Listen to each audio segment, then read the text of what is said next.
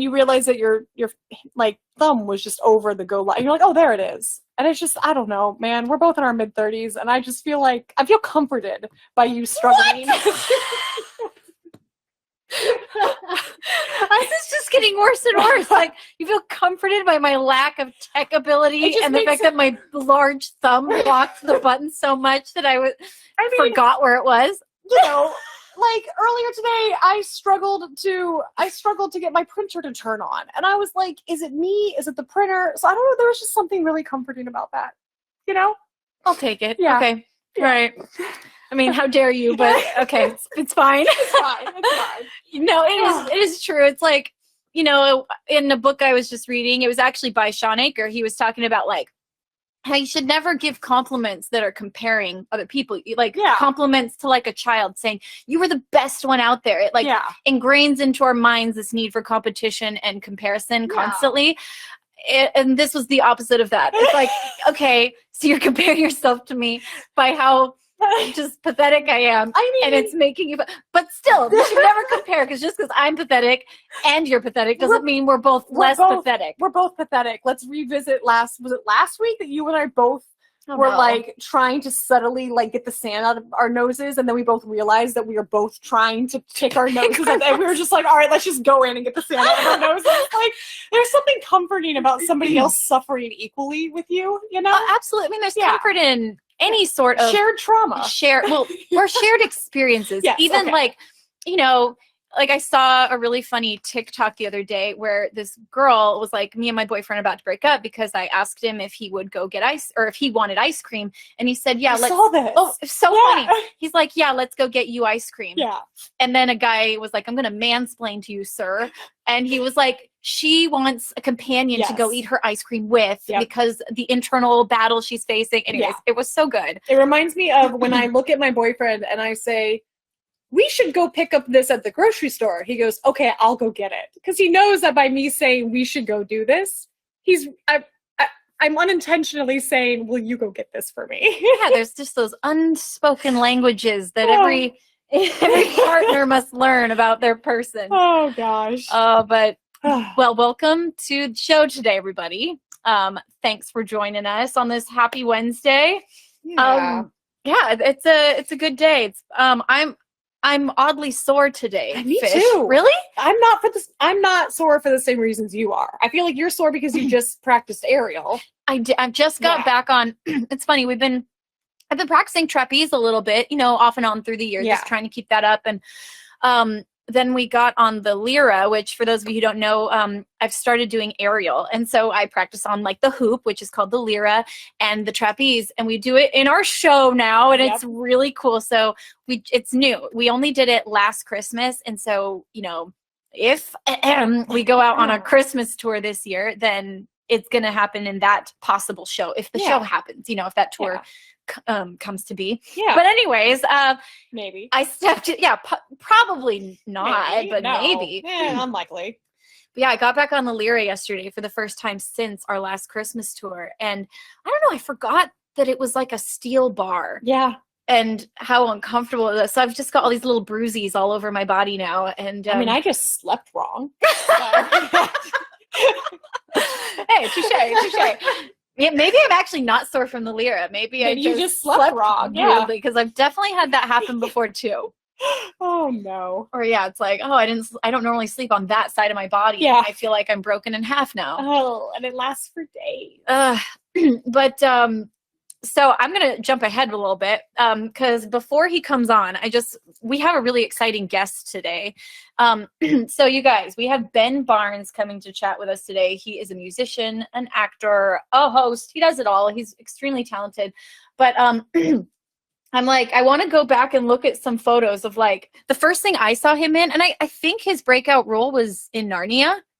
I think I mean, I know that's when I first saw him. Yeah. I'm sure he had done other like local plays and stuff like that. No, probably other big things. I'm kidding. Yeah. But this was the first time I was like, oh, Sir Ben Barnes. And I remember that role. So I'm like, let me look up some. Sir Ben Barnes. Is he Sir Ben Barnes, or did I just say that? I was questioning if that was the appropriate. It was not. That was a Lindseyism, not a But I can ask him if. Why don't I ever get like a Miss Fish?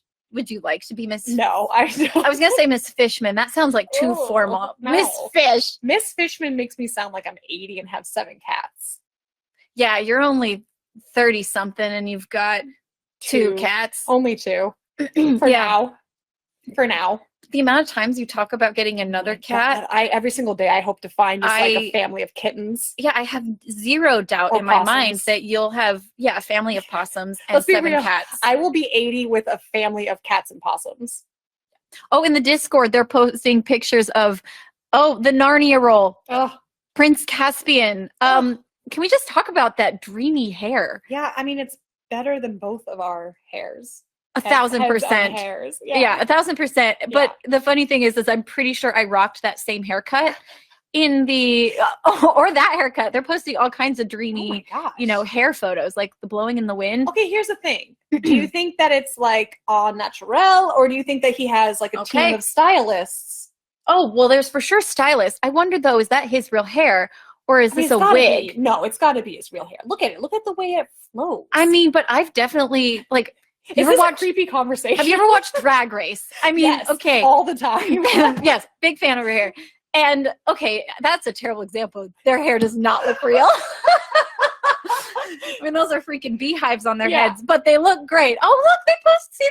You have great hair. They're posting me in the Discord now with my flowing locks of hair, which thank you. I feel like I am not known for having great hair. No, look at me. You have great hair right now. I'm not just saying that. Your hair actually looks fantastic. I feel like the last radio show we did, it was like up in a bun and maybe 6 days dirty. It definitely was. Yeah. Especially after that shoot. Yeah. I hadn't washed it after the Dust Bowl. Lindsay. Sorry. Hey. That was the first thing I did.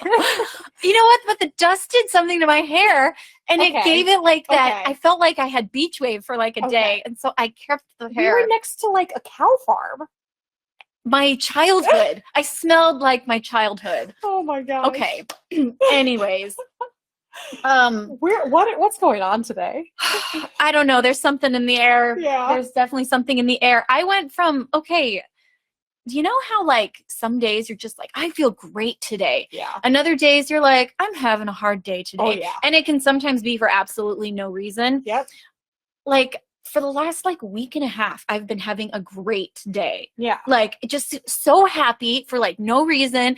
And I knew that it would wear out eventually. But anyways, as of yesterday, it turned into stress. And I think it's just because my album is coming out, pre-orders coming out tomorrow. And I was just a little stressed about it.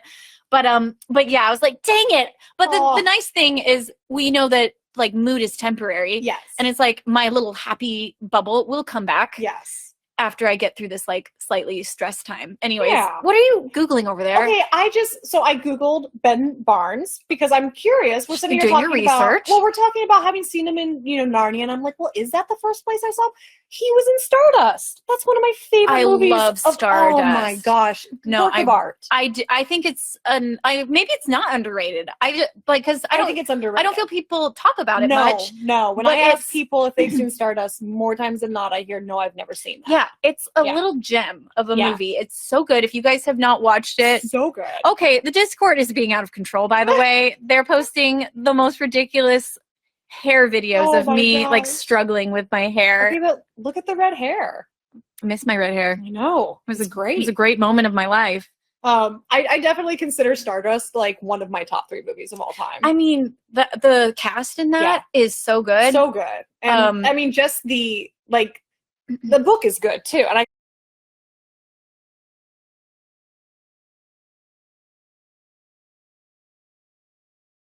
the magic of the book. I'm a big fan. I'm such a if you guys haven't seen Stardust, it's a must. Treat yourself. Yeah. I mean, it was 2007, but it holds up.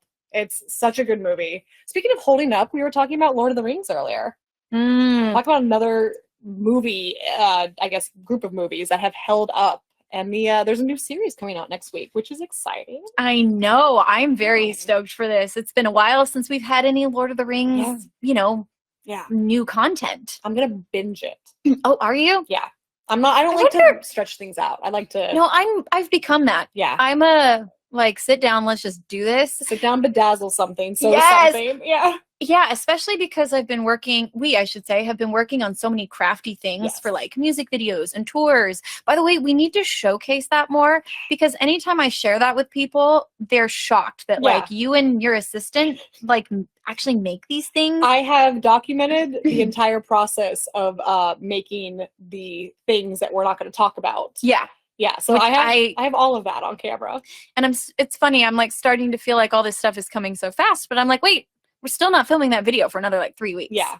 I'm good. I will finish this stuff. Do you want to talk about, on that note, do you want to talk about a little bit of the adventure that we're about to go on? Yes. Okay. Guys, I am so excited. Fish and I are about to adventure across the pond. The pond. For the first time since the pandemic. Since 2019, yeah. Yes. So this is going to be great. I have not been over there in so long, and I'm used to going over like every year. Yeah. For like something or a tour or press.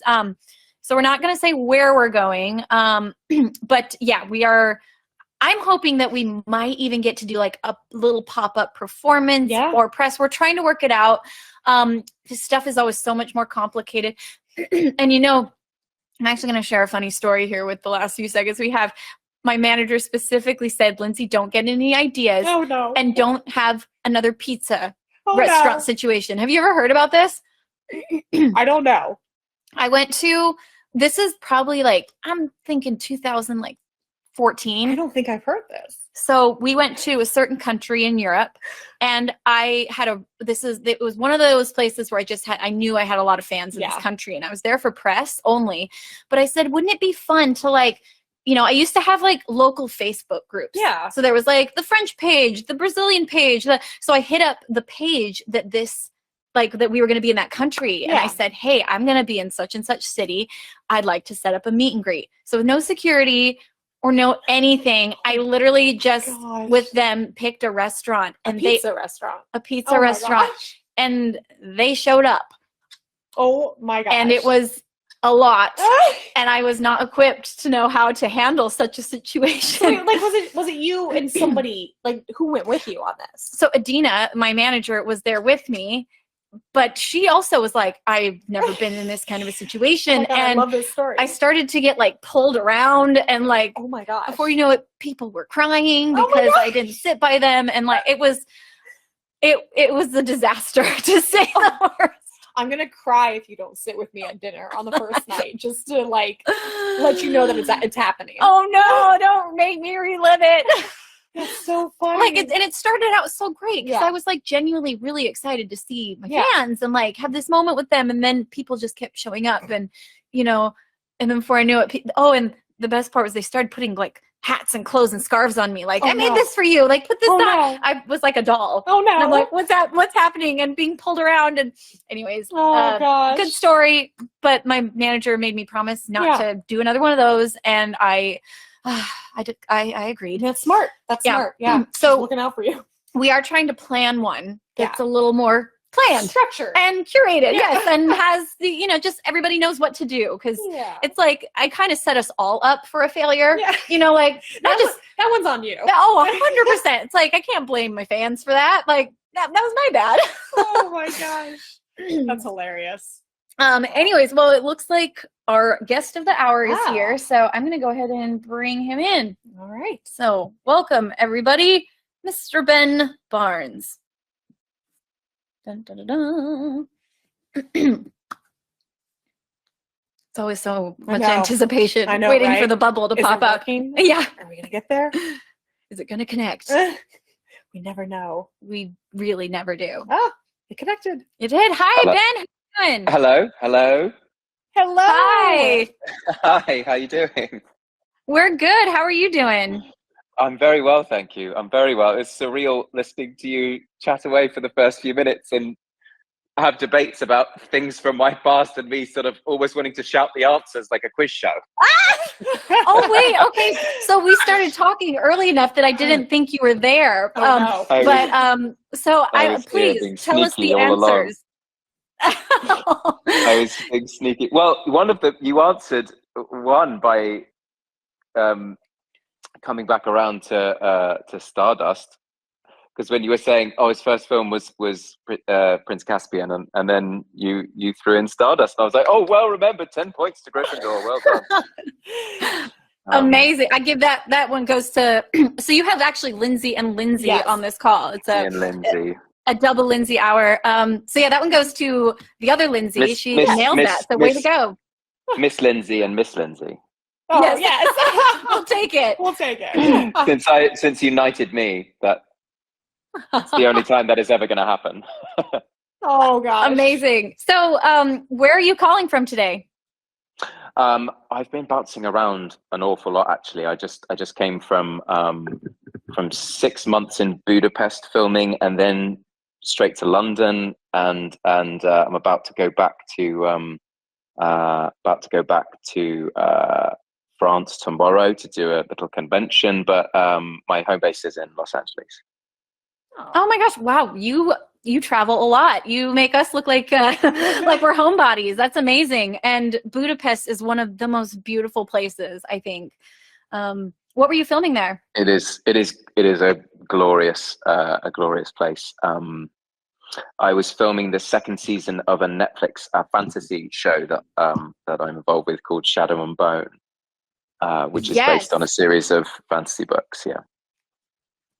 Yes, I've watched it. Well, I started watching it, so I haven't yet finished it. But oh my gosh, it's really good. And then got very, very bored and had to stop. No, I finished it and I quite enjoyed it. I just started it when I found out I was going to be interviewing you, and I just haven't finished it yet. Very good. Very good. Very good. As I started talking, I realized what it sounded like, and I was like, "Oh no, stop!" I'm curious. Ben, have you read the books that the show's based off of? I have. I hadn't come across them before, although I do like fantasy literature in general. I actually studied one of my special topics at university was children's literature, which I chose because I thought the books would be shorter and I'd be able to get through them quicker. Get very strategic. It was very strategic, but I ended up kind of falling in love with a lot of it. And I actually, I was sort of 20 years old and I was writing essays about Harry Potter and Philip Pullman and Lord of the Rings, which you guys were just talking about. So it kind of set me up and prepared me much better for a career which has a lot more fantasy in it than I had ever imagined it would. Yeah. Oh, it's amazing. And it's funny, as I was looking at all the things you've been in and also the things I know you from, I was, all the costumes you're wearing, I'm like, oh my gosh, if I ever was to be an actor, those are all my dream types of roles to play. Like, anyways, it's really fun, the worlds you get to be a part of. But I've also always wondered, when you're in these kind of films, are there certain challenges to filming fantasy? Like, I'm imagining there'd be a lot of green screen. I don't know, sometimes you have to ride horses, sometimes you're sword fight. So like, what are some of the challenges of being in these kind of films? I mean, I love the sort of skill set stuff, like you say, the sword fighting, the horse riding, sort of learning all those different skill sets for different things. I think that appeals to me hugely when you sort of take on a new thing. You're like, oh, I'm going to learn to dice a carrot like a chef, or I'm going to learn to do whatever it might be. I'm going to have to play the guitar in this film, and I have fingers made of sausages. Help me. Those kind of things I think are really exciting. And I think also because I was in my sort of formative period of my career where I didn't know anything at all. You're talking about Stardust. That was my first ever job, and my first ever scene I ever shot was sort of walking through this magical, mystical marketplace, looking at creatures in jars and amazing plants and amazing, actors with amazing faces. And I remember Matthew Vaughan, who was the director on that. He sort of, I was looking around the set, and he went, "No, off, go back behind that door." And I was thinking, what's happening? He's like, I want the face that you're doing, looking at everything right now with utter awe, is the face that I need you to do on camera. So let's just look at it when you actually look at it. And amazing. So I was sort of tricked into my first ever scene I did on screen, and I've been trying to trick myself into it ever since, I think. But I have this kind of awe and wonder about fantasy sets and fantasy costumes, like you said, and being around that kind of all that paraphernalia and those kind of full worlds, which you have to, you know, curate every single detail of. I kind of find that kind of very appealing, whether I'm reading it, watching it, or being in it. Oh, absolutely. But you're right about the green screen and the following a tennis ball on the end of a stick, or someone shout, you know, an AD, an assistant director kind of shouting into a microphone, okay, and then the dragon is going to swoop down, and it's sort of near, it's almost clutching your face. Okay, drop down. And it's very kind of, always in this very kind of nasal, not very committed kind of a way, which is right. You know, always kind of fun. Do they play music? Like, is there something to give a vibe, or is it literally like a silent set with some PA's voice? Do you know what I remember? Not like dramatic music to get you into it, but I do remember Andrew Adamson, who directed all the Shrek movies, and he directed the first 2 Narnia films. I remember he was trying to get like the kids, they're not kids anymore, but the kids to like walk in with some real swag, like he wanted them to feel really confident. So I remember him playing some Kanye for them walking into this like medieval battle scene really loud on these speakers. It's the only time I ever remember him sort of using music in that way. But the scene is in slow motion, in these sort of, you know, these teens, early 20s are like walking into the scene with this like real, you know, stank face and rolling their shoulders, and it really works. You know, tricking yourself is everything, I think, in this business. Oh, 100%. I'd definitely be like, put in some Pirates of the Caribbean or something to make me feel like I'm in a fantasy world. Because music can be so transformative. And I mean, I just imagine if I was filming my music videos and there was no music, you know, and I'm trying to like put on this expression in this show of something, I would feel, I would have a really hard time stepping into that place. It's so interesting you talk about that, because that's something that I have stepped into only very recently. I've done 2 music videos only sort of in the last couple of years, and I found that a very kind of interesting organic process, because they're sort of playing this song which has then evolved over such a long period of time, which was just at one point you sitting at your piano messing around, feeling things, whatever it might have been, and then it becomes this full and complete thing, and then you're trying to set images to it, and then you're playing a character which is you, but without dialogue. And I just find it actually a very fulfilling experience. I wonder if you kind of have had the same kind of thing. Oh, yes. I mean, I love making music videos. I feel like it's kind of the full circle once I get from, the writing all the way to the music video. Because, I mean, years ago, I went to film school. And so getting to then be on set and like think about how I want to convey it visually, because to me, that's like a huge part of the art. And I love music video day, and I direct them, and it just gets me like, I get super pumped about it. And you direct them as well? That's incredible. Well, thank you. It's like all that film school went fully into making music videos. But also, it's such a personal thing, isn't it? To write a song and record it and sing it or play it and then set images to it. So to have that control, I remember coming up with ideas for my first music video, and I was lucky to get one of the directors actually from Shadow and Bone to come and direct it for me. Oh, cool. Wait, which one? I basically begged him. His name is Lee Tolan Krieger, and he directed the pilot episodes. Amazing. And he's just an amazing movie director. But he came in and did it for me absolutely as a favor, because I just clutched at his ankles until he promised to help me. But I remember sort of describing specific shots to him that I wanted, and then there was a couple of shots that I wasn't in, that I was sort of watching on the monitor thinking, oh, this was in my head a few, like a month ago, this exact thing. And I found it felt quite moving, because I haven't had for 20 years that much to do with the composition of the shots and which stories are being told, only sort of my contribution to how it's being told. So to have that sort of feel like you have that ownership of actually making something from scratch, from a blank piece of paper, or just from your brain or from your heart, and then seeing it in a sort of concrete way on a screen was quite a sort of big moment for me. It felt like somehow. Yeah, actually, I didn't think about that. How that must be so different from like when you're in these huge shows, like you don't always get to be a part of how it comes out. You do your part, you do your acting, but in this case, I'm imagining you had full creative control over it. And, exactly. That's really cool. And I'm curious, what was it that prompted this EP? Like, have you always wanted to be more involved with music? I have always wanted. That's what I thought I would do. I actually have a rather cringy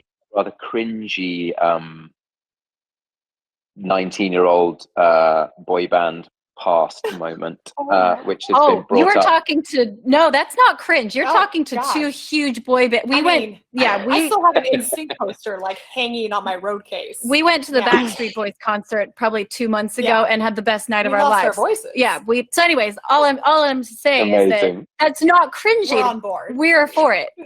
I actually had my birthday the other day, and I did the dinner. Somebody sort of brought it up, and they were pulling up various pictures. And I remember describing that we had a start. We only ever did like 2 performances, I think, because I quit after 2 weeks. I quit after 2 weeks because I was too embarrassed.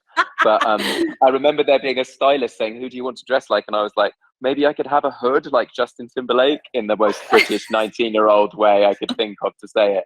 And I mean, they did give me a hood. So, but it was definitely a moment that I remember. Wait a second, we're pulling up pictures right now. Oh, please. We found.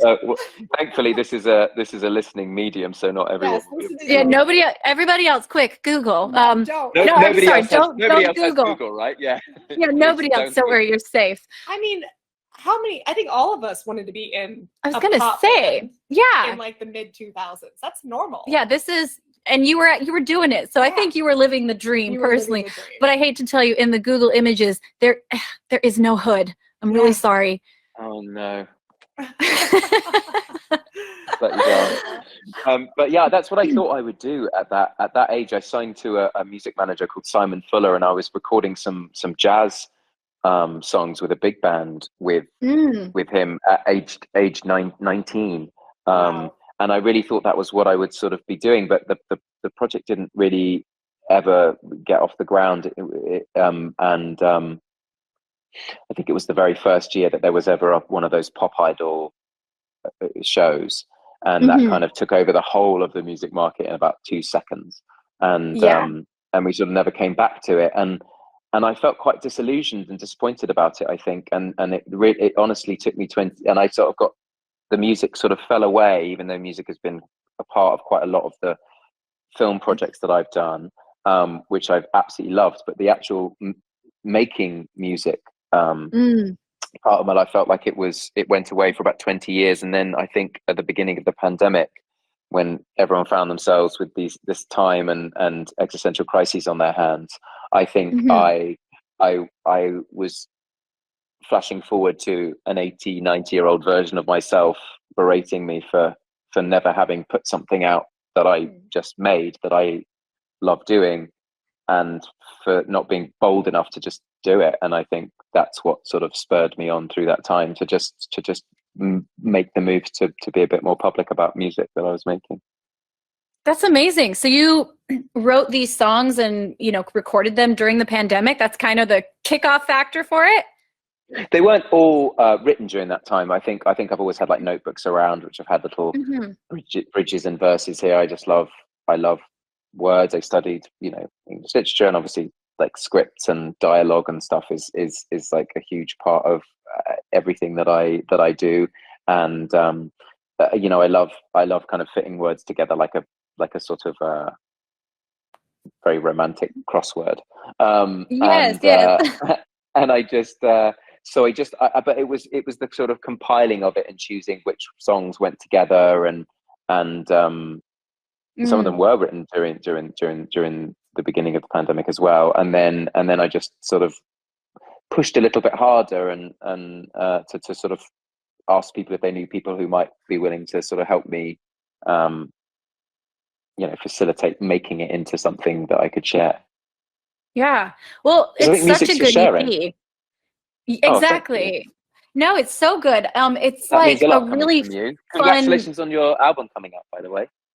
Oh, thank you. Yes, I'm like it's my album Eve, I guess you could say. Oh my gosh, it is. Yeah, happy album Eve. Wow. Happy Can't album believe it's Eve. here. But yeah, when I was listening to it, there's such a nice blend of, it's kind of like a bit of crooner music, but also it's got pop influence in it. It also has like a bit of a theatrical flair, and you have an amazing voice. So thank you. Anyways, well, I think it was really fun. Oh, thank you so much. Yeah, I wanted it to. Actually, one of the sort of compliment that I took to heart the most was just one of my very close friends sort of listened to it before I put it out, and said, oh, it sounds like you as a person. It sort of the style of the music sounds like you are, and that made me feel like I'd sort of done something authentic, which felt good after sort of 20 years of pretending to be other people and wearing other people's clothes and hats and all of that, and that felt like a really interesting moment for me, and I think I started to sort of think about art in a slightly different way. I think that's so interesting, like the switch between playing roles of other people versus getting to be like just 100% yourself. That's really interesting. Yeah, and I'm really impressed with the vulnerability that you showed in it, like in the music videos and just like what the songs are about. And so I don't know what, I guess, gave you the courage to be this vulnerable, and I guess, where did it come from? Well, I think I've always been quite a sort of private person when it comes to being somewhat in the public eye, being on TV and everything. And I think my parents being in the sort of psychiatry world always made me feel like it was important to keep some parts of your life sort of more sacred, or for you, or whatever. And I think when the Narnia films came out, it was quite a sort of onslaught of questions, and not in a particularly invasive way, but it was just a lot at one time. And I remember feeling quite overwhelmed by it at the time.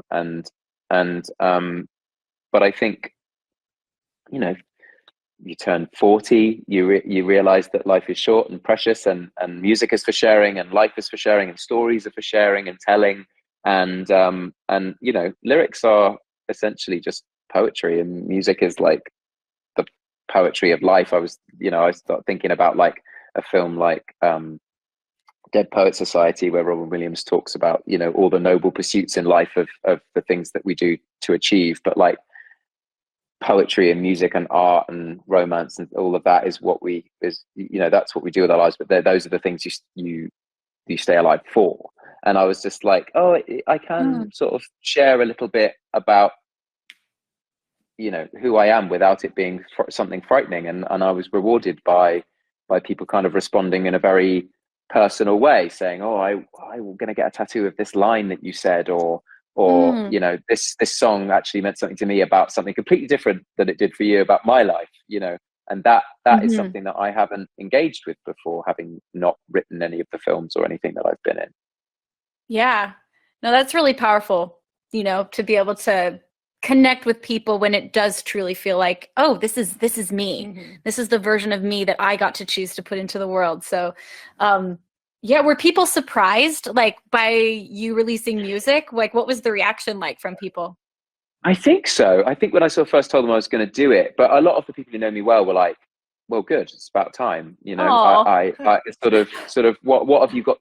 There is nothing to lose with it. And that support was felt very important, because it did feel like I was wary that people might think I was sort of just trying to spread myself thin and sort of show off that I could do something, or what, I don't know. It's a very British mentality of like, you should stick in your lane, which I do. I sometimes feel that way about things, but it was just too important to me not to try to do, and it's led to being able to like record with some other bands in Los Angeles or meet other musicians. I've met some incredible singers and musicians and things through the process of making it. And there's a sort of different language that you can speak when you express yourself musically, you're expressing through the ages and the history of all the music you've ever listened to as well. Like you say, like there's the jazz and the Rat Pack stuff that I listened to when I was 19 that is influencing. There's the musical theatre that I've done is in there. There's the Ray Charles and the Stevie Wonder and the Donny Hathaway and the stuff that I just love the most. There's a little bit of that in there. There's just a little piece of, and then some of the lyrically, there's obviously like stuff from the poetry and the books that I've read over my life. There's all the things that you ever were and have ever ingested are sort of fed through into what you make. And I think that tells people a lot about you without having to sit down and tell them your life story. That's amazing. Yeah. Oh my gosh. No, it's so, I can't tell if you just are amazing with words or if it's your accent, but I think it's a combo of both. I'm like, this is so insightful. It's a veneer. It's an accent that's out of place. That's why I moved to America, so I would feel a little bit more special and different. I would feel less invisible if I was a bit different. Oh my gosh. Well, I don't think anyone ever would. I don't know. No one thinks American accents are cool, though. We just are enamored with your guys's, right? Like British, you guys. No, British people do. When I was growing up, it was all we watched was Friends and Frasier and all these I don't know, all these Party of Five, all these American shows. Yeah. And it was all very Hollywood and very sexy, and all the movies that anyone ever ingested, all the action movies, all the, all of it was all, it's very like American centric culture, I think, in the 80s, right. At least. My home is covered with in posters of Back to the Future and the Karate Kid and all these like these sort of like young American 80s quest movies, even romantically, it's Harry Met Sally and it's all these, they're all all American. So you're telling me that if I moved to London, I would sound charming and intelligent just by opening my mouth. Just by virtue of being different. Just by, okay. I'm reevaluating my life choices, maybe. Okay. No, come on, you're funny. You're so funny and wonderful. You'd be engaging wherever you went. You are too kind. So wait, now that you've done both music and acting, do you find that there's like, I don't know, a lot of crossover in like the disciplines or the skills that it takes to be involved in like these two different things? Well, I feel that the some of the acting projects that I've been involved with that had music at the heart of them were my favorites. So to be able to do both, just both is the answer, I think. Like I did a film called Jackie and Ryan with Katherine Heigl, which was a music film in which I played like a southern street busker, train hopping street busker, and I was playing all this old American folk music, and that was one of my favorite things I've ever done. There's real like soul to that film, I think, and it's hard in this career, I think, to like get to a point where you can sit down and say, oh, I'm proud of that. And I think that was a bit of a turning point for me after about 15 years of doing it, where I was like, oh, I'm proud. I'm proud of this, I think. Am I? Yeah. And it was, I don't know, because it was drawing on a lot of different things that I felt like I loved and had worked hard on. And so I did another film called Killing Bono, which was a ridiculous Irish comedy about some kids who in real life went to school with the boys who became U2. And it was written by the guys who wrote The Commitments, which is one of my favorite all-time music films. So I've been really lucky to be able to use a lot of that passion in the context of films. But they definitely sort of scratch a different itch for me, if that makes sense. Yeah. No, that makes sense. And, kind of going back to what you just said, I'm curious, what project is the one you've done that you are the most proud of?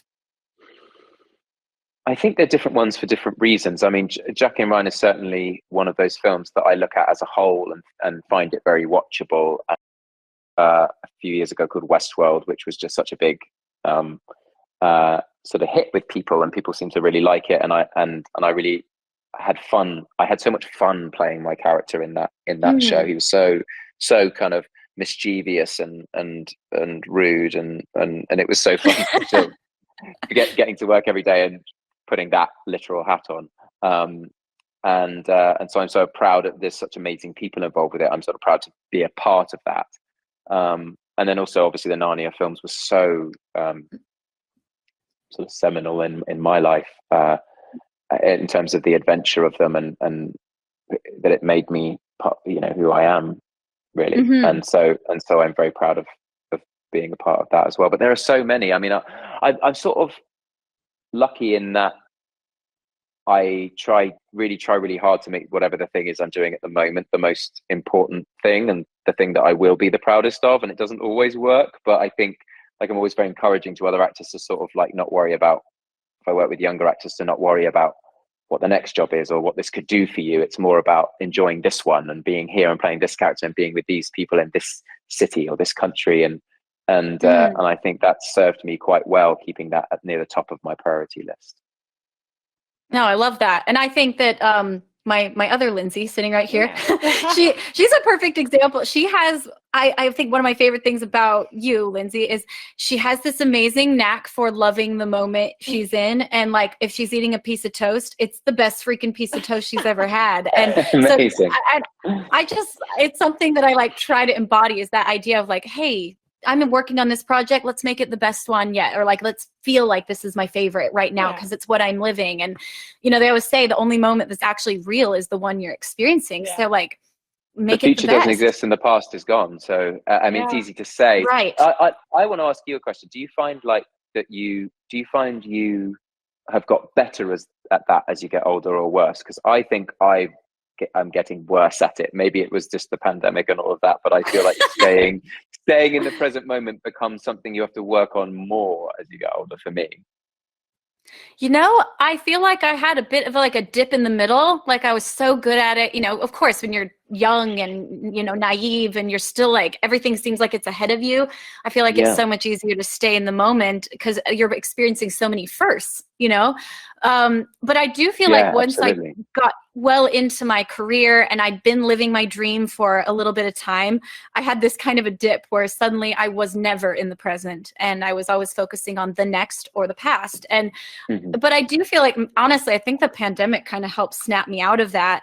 Just some of the things that we all experienced, and I feel like now I'm almost a little bit back to that version of myself that enjoys and lives in the moments. And I've worked a lot on gratitude, and anyway, so I feel like I'm back in the game again.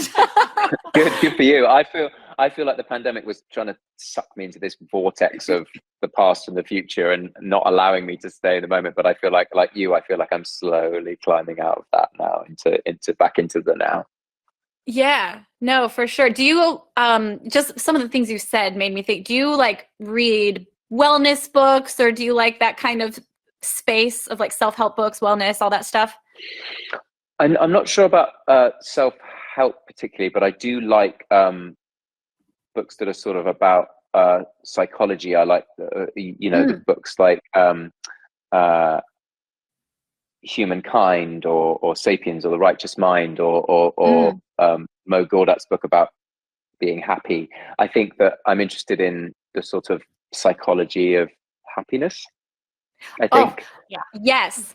We actually, oh my gosh, we had the most amazing conversation. I think you would love this book. I just finished it, but the author is Sean Aker, and he has this book called The Happiness Advantage that was, I don't know, just kind of life-changing. It took all these things that I've always thought and put science behind them. Anyways, just saying, if you like those kind of books, I just thought, based on some of the things you've said, I was like, he sounds like he likes this kind of stuff. But anyways, just a little side tangent. So you mentioned all these projects you've been a part of, like Westworld and Narnia.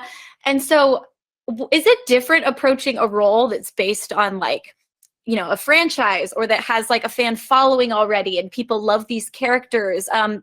I don't know, is that intimidating, or do you like that? I think I was introduced to it so early. I think I've done more projects based on sort of sets of books, fancy books or famous novels or whatever than I have original material. So I think for me, it just sort of seems like the way of things that you have the source material to go back to and refer to. And I think with the show Shadow and Bone that I'm involved with at the moment, I'm lucky enough to be in contact with the author of the book, so I can chat to her about moments in the books, and I can sometimes I would text her in the middle of shooting and say, I'm trying to get this line from chapter 12 of this into this scene. Would you like that idea? And then, you know, and then I would pitch it to the directors and the showrunners. Oh, that's cool. So that's kind of been a really fun part of it. But sometimes it's a lot of pressure. I did a film version of Dorian Gray, which I was so excited about doing, with Colin Firth, who's one of my favorite actors and favorite people.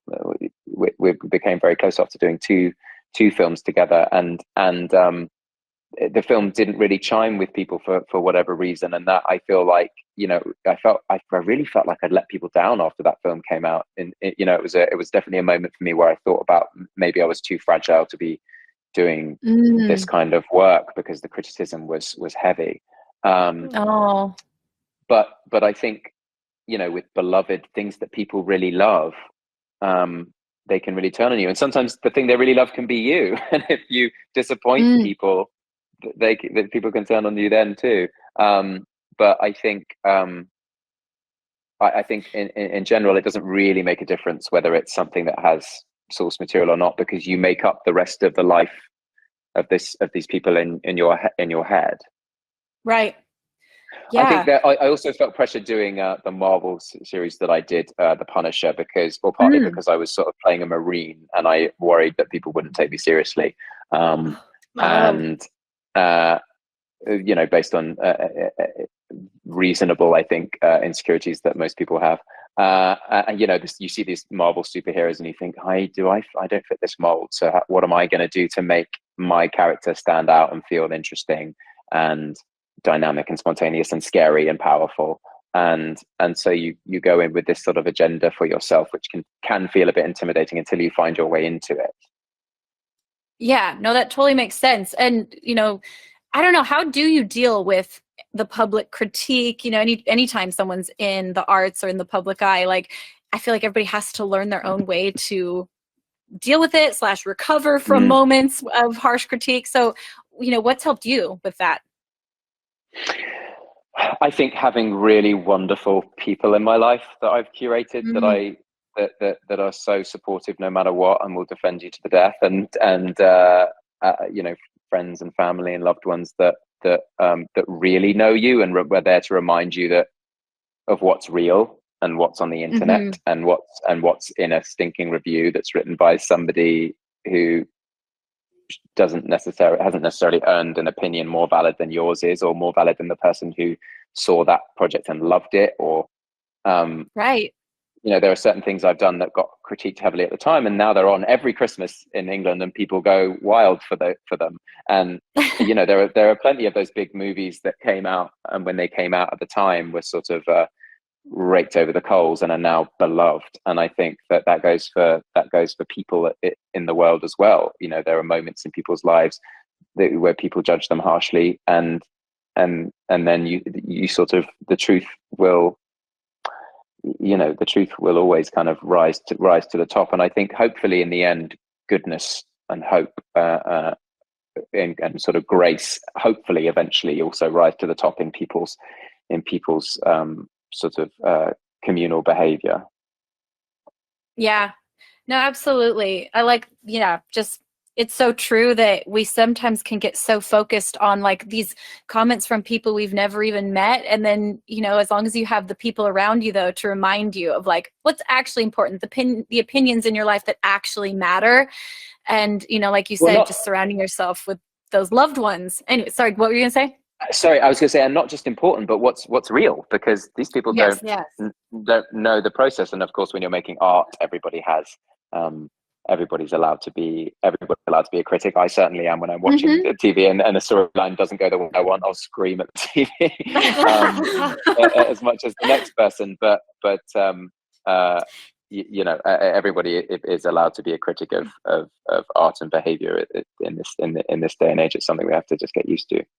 Yeah. Right. Well, and I always remind myself too that like I'm not a fan of everything. You know, like you were saying, you sometimes scream at the TV because it's not the way you would have done it. You know, and I don't love Exactly. every musician's art, and so why should I be like? I actually watched someone reviewing one of my latest videos, and they were definitely like not a fan of my art, and I had to sit back and be like, you know what? That's okay. Like I'm a very niche artist. That's okay if he thinks I'm ridiculous. Like, you know, the same thing that he thinks is ridiculous about my art is the very same thing that this other person really likes about my art. You can't please everybody. So, well, remembering that very same moment where you were listening to a song in the radio and you like turned it off because you don't like it, or switch the station after 5 seconds, and you're like, oh, there will be people who switch over your stuff after 5 seconds, and that's okay. Right. That's they don't okay. have to listen. They can choose to consume something else. For sure. And I'm curious, do you ever rewatch your movies, your projects, or do you not? I tend to leave them where they are. I do watch them. I know there are a lot of people who don't watch, but I felt it was a very important part of my learning process to be better and become better as an actor. And I always want to be trying to be better and challenging myself in that way. And I think I'm divorced enough to be able to look at a performance and think, oh, next time I would do it a bit more like this without it sort of crippling me. So it was a very important thing, but I do tend to watch things once. I can't remember the last thing that I was involved with that I've seen more than one time. That feels a bit indulgent or something to me. Yeah. No, I think that I'm always shocked when people are like, oh, I never watch my films. I'm like, wait, one, all that work and you never got to see how it was put together. But also, like you said, just almost like reviewing tapes like Kobe Bryant would do after the game day, you know? Yeah, exactly. But I think that some people are built that way and some people aren't. And some people would feel like if they were to watch themselves, they would judge it. And then it would be more like reading your own reviews, which nobody should do. So it's more like that, I think, for some people. Whereas I think if you know, you can be a step removed. No, that makes sense. Well, I know that we're gonna let you go soon. We want to be respectful of your time, but before we do that, I'm so happy. Oh, well, thank you so much for being here and being so delightful. This has just been so fun. And is there anything, like, I know you have some upcoming projects, like you're actually in some upcoming like horror and thriller stuff, right? Yeah, there's a few things that I haven't worlds that I haven't really explored. I think it's October. And the Cabinet of Curiosities, which is Guillermo del Toro's anthology horror series, comes out, and I was involved in one of the sort of big episodes of that.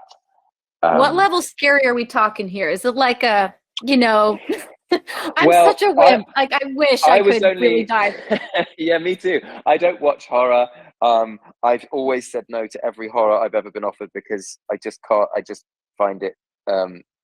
I'm okay with sort of jump scare horror or sort of nasty thriller stuff or violent stuff, but I'm not good with creepy.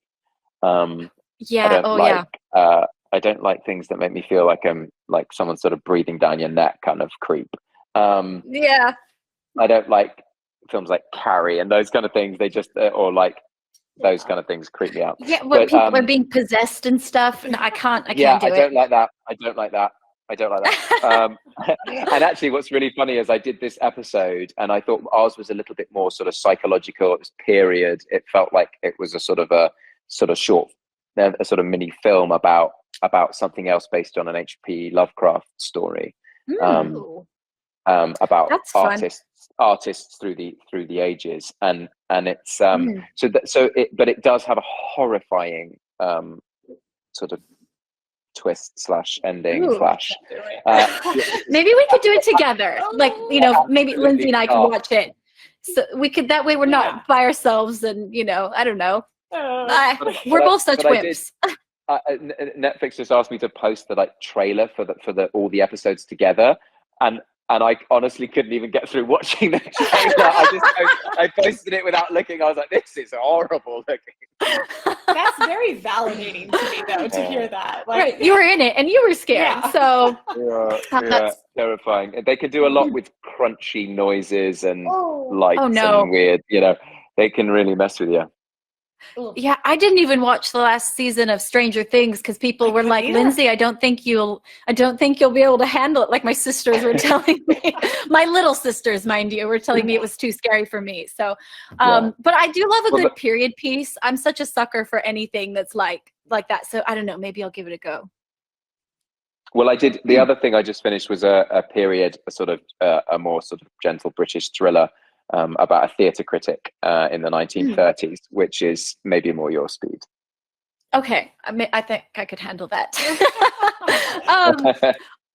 So, last question for you: for all the fans that love Shadow and Bones, is there anything that you can tell us to expect from season 2? And when is it coming out?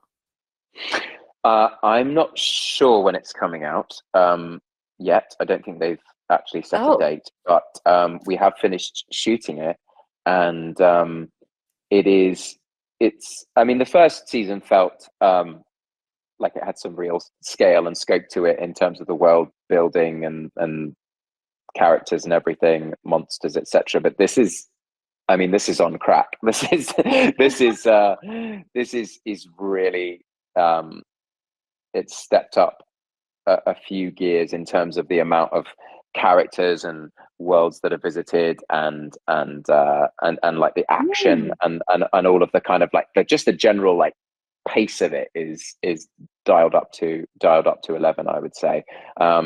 It has some incredible moments from the books, but also it has some kind of fresh stuff in, because we're doing 2 sets of books at the same time, that the ways that they link together all has to be kind of new. So even for people who know the books, there are going to be sort of diversions.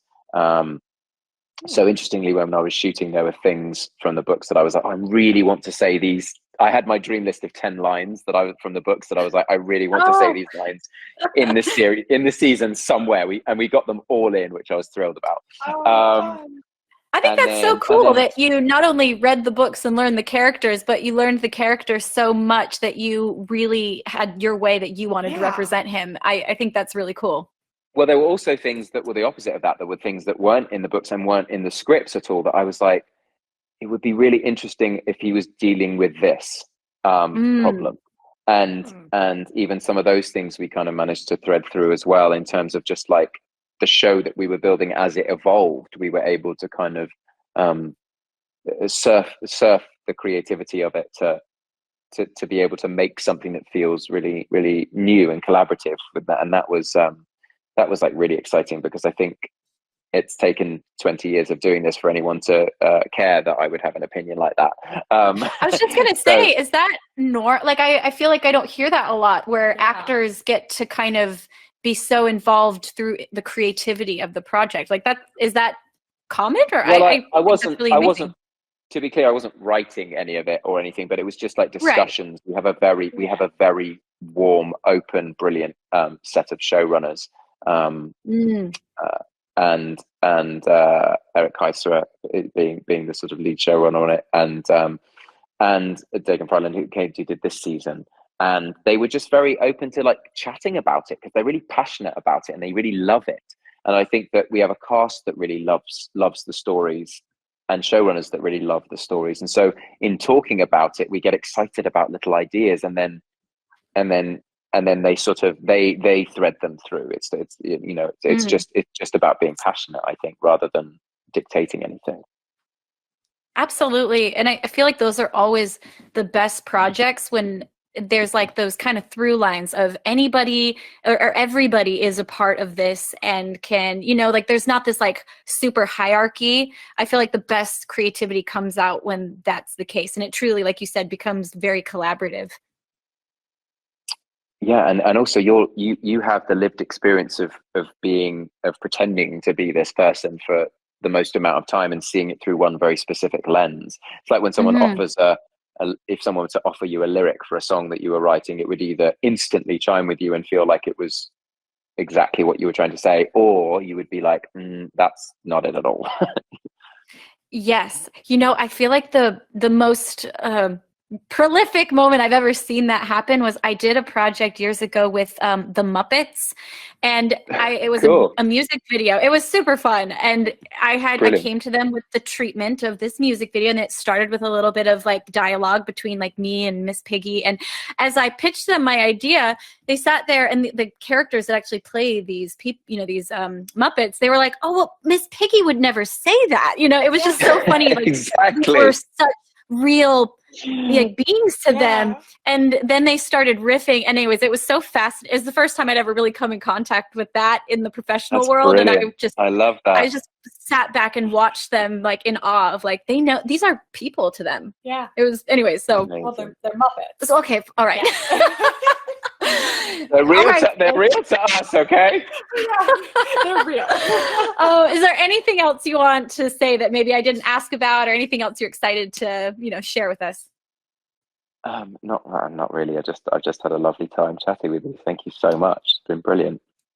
Oh, well, thank you. And best of luck in France or wherever you are going next, all over the world, and travel safe. Best of luck with your album release. I should be downloading it tomorrow. Oh, you're so kind. Thank you so much. All right. Take care. Goodbye, Miss Lindsay. Goodbye. I'm gonna go watch Stardust. I was just gonna say I'm gonna go. I meant to say that before he left. I was like, I'm gonna finish Shadow and Bones.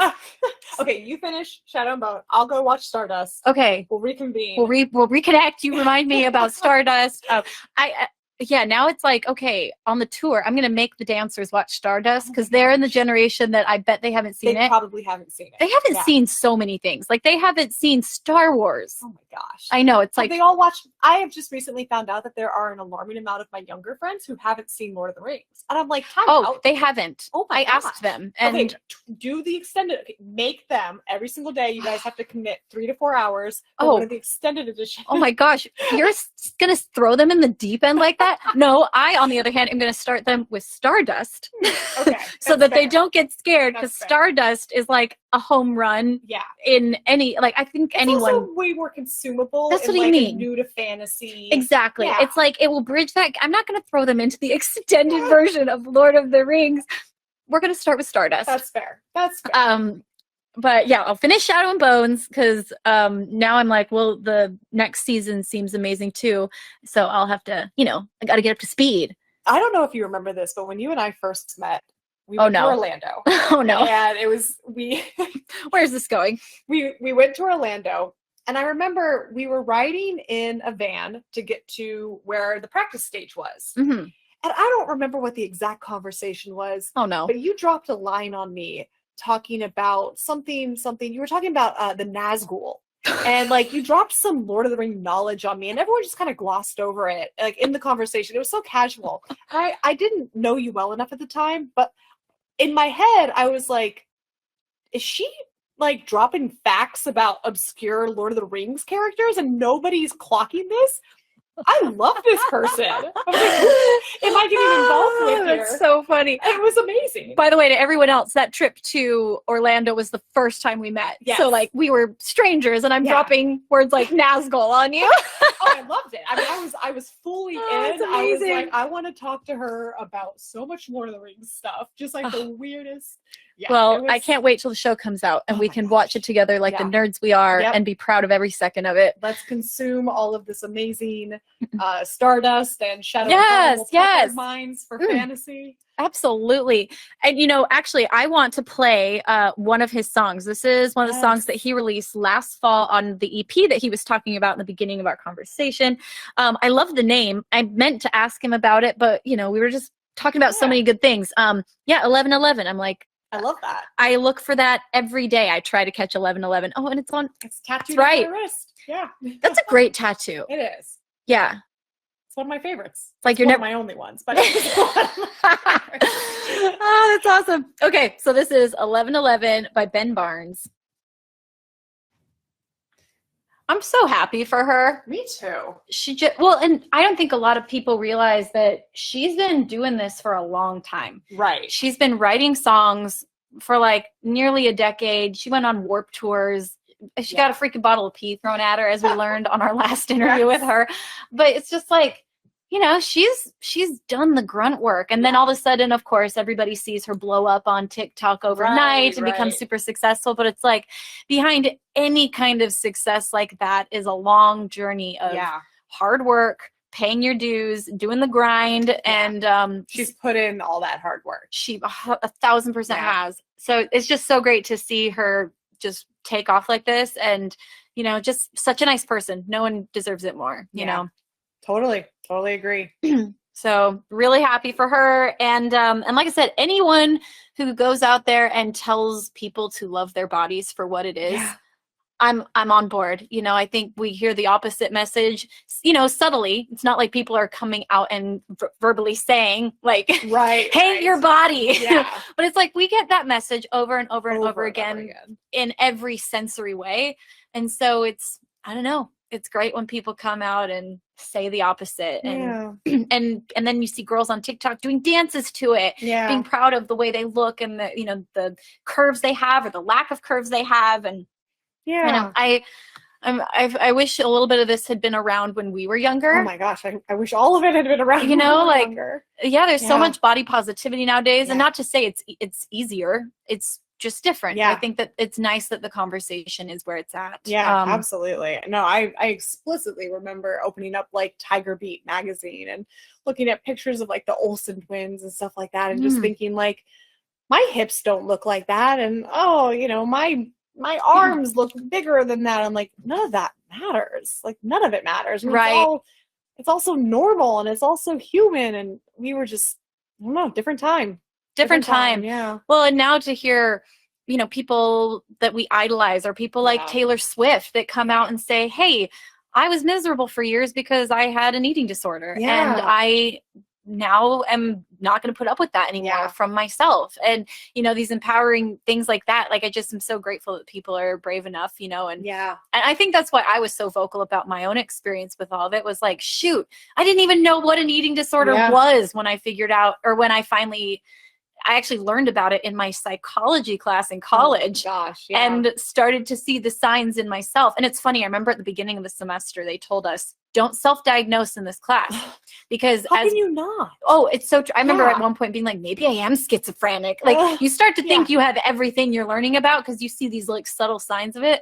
But when we started learning about it, like eating disorders, I was like, okay. There's some undeniable correlations here I, you know, but again, it was just a weird thing of like, I didn't even fully know what it was. And learning about it. And, you know, so I think it's really cool that now it's very common knowledge, and it's a common conversation. And, you know, I think it allows the conversation to keep going, for you to have it with yourself. And then when you're brave enough to have it with other people, it'll always be scary, but gosh, if anyone is having these kind of issues, like, it's a conversation that will change your life if you are brave enough to first have it with yourself, but then second of all, talk to someone you trust, whether it's a professional or whether it's someone you love. It was life-changing for me, and probably saved my life, to be honest. Yeah, absolutely. I think that's, you know, true for like all of the things. I feel like mental health nowadays, I've noticed such an incredibly quick change in people's willingness to be like, yeah, I deal with this. Oh yeah, this is a thing in my life. Or, you know, on the music video set the other day, I walked past the catering guy and we got into a casual, lighthearted conversation about ADD and how much it, you know, wrecks our lives at times. But it was like jovial, you know? Right. It was like talking about the color of our shirts. Like, oh no, just talking about our mental problems. But you know, in a really lighthearted, like, every single one of us deals with something kind of way. And that's the truth. Is it used to feel like, oh, I struggle with depression. I struggle with, you know, anorexia, or, you know, ADHD or anxiety. Now it's almost more like you open up the conversation by saying what you struggle with, but it's almost an invitation for, what do you struggle with? So because what's yours? because it's like, everybody to some extent has something that they've dealt with.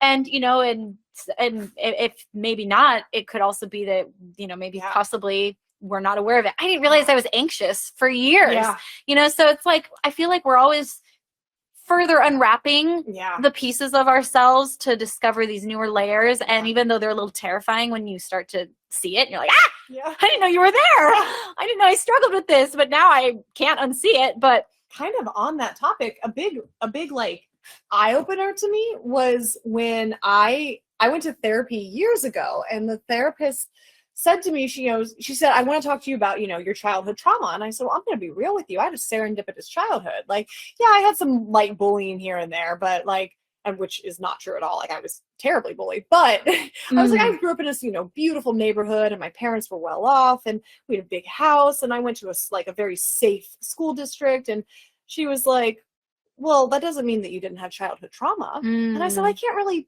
place any, like my parents, they weren't like abusive to me. And she kept picking, and she kept picking, and she kept picking. And at the end of that session, I realized, oh, it doesn't matter if you grew up in a safe place. You still got childhood trauma. And like now I can look back, now that I'm educated in that way, I realize that the word trauma means so much more than what we were led to think. It doesn't mean that you had, an overtly traumatic experience. Right. Like trauma can be something that was very, things that happened very slowly and quietly over a long span of time. Or really subtle things. Exactly. And I remember thinking when I first went to therapy for, which at the time was severe anorexia and depression, I felt like the therapist kept digging. Yeah. And I almost felt like he was looking at me like, why do you you don't have a reason to be like this, and this is me projecting onto him for sure. But I just remember, because I couldn't tell him an answer, I kept saying the kind of things of like, oh, I had great parents. Yeah. I had a wonderful, happy family. Like, no, I never was called fat. Like, and I remember then feeling like almost like I didn't deserve to be mentally unhealthy. I was like, well, what? Like, there's no reason. And the thing is, there doesn't have to be. There doesn't have to be. There doesn't have to be. Something along the way triggered inside of me that made me think a certain way about my body and my relationship to my worth of what those two things meant. And so, it doesn't, like, I love what you said there. Yeah. It doesn't have to be a traumatic experience. Right. Sometimes we are just the way we are. Yeah. And that doesn't mean that you're broken. It just means that you have to reshape some of the ways you think. Yeah. I mean, the media that we consumed, that's a trauma that did something to us, that instilled a negative point of view that led to unhealthy choices or mindsets or actions. It's such a grand, huge umbrella that there's so many different little offshoots to, and I encourage everybody to like really observe themselves. I mean, it was the most freeing thing. Yeah. Oh, 1,000%. Yeah, I didn't realize how good it would feel. I never understood the concept of therapy until I went to therapy, and then I was like, oh my God, everyone should do this. This is great. This is well, and also I think there's so much power. I actually hate labels. I do. Like, I hate when something gets like, this is what you are, because I don't think it should be put on people, on art, on cookies even. Like, I feel like everything's different.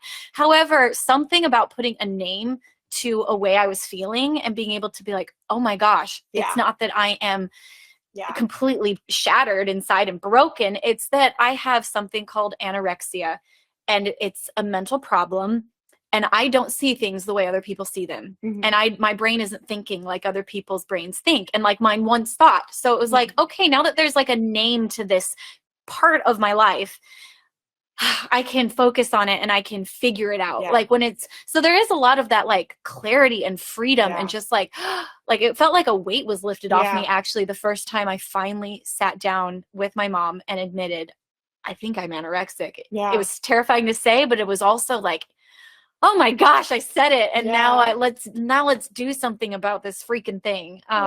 So. Oh yeah, it is very freeing. Very, very freeing. I remember the first time I defined what ADHD was. It suddenly didn't feel, it stopped being a disability. It just started being that thing that I have as part of me. Right. Yeah.